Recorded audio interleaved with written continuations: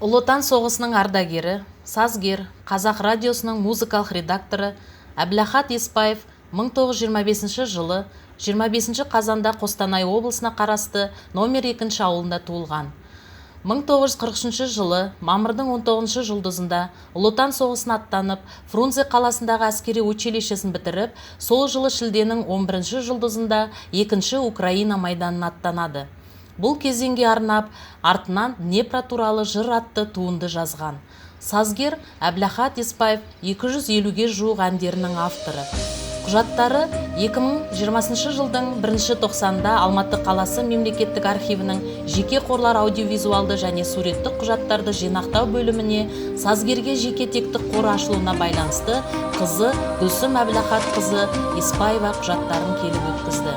Құжаттарының құрамында өмірбаяны, Ұлы Отан соғысына байланысты құжаттары, қолжазбалары, авторлық кітаптары, ноталарын түпнұсқалары топтастырылған. Шіркін-ай, ойда жоқта болдым да кел жайықтан.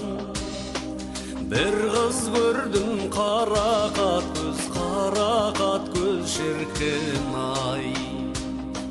Асыққан жолаушы екен, амалым не қалдым-ау.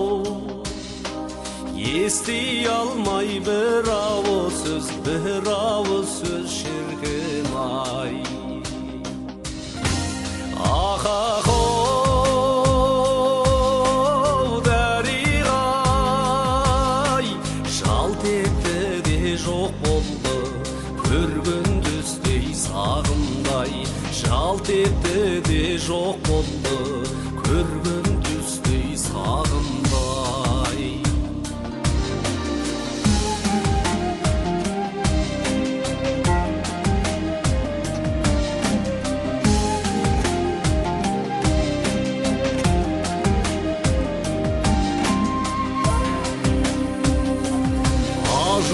Ажарың атқан таңда яру жастың қасы бар. Қанатындай қарлық аштың шіркін-ай. Жанарың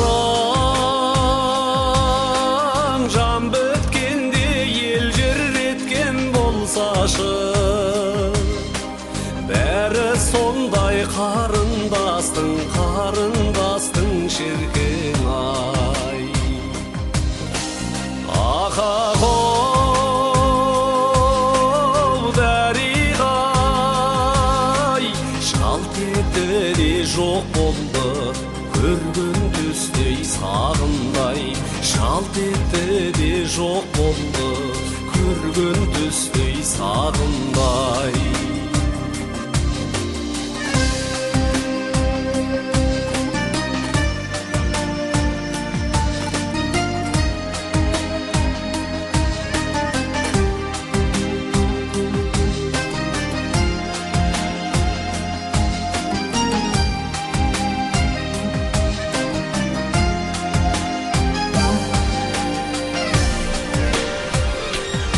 Шіркін-ай, ойда жоқта болдым да кел жайықтан. Бір қыз көрдім қарақат көз шіркін-ай. Асыққан жолаушы екен, амалым не қалдым-ау. Ести алмай бір ауыз сөз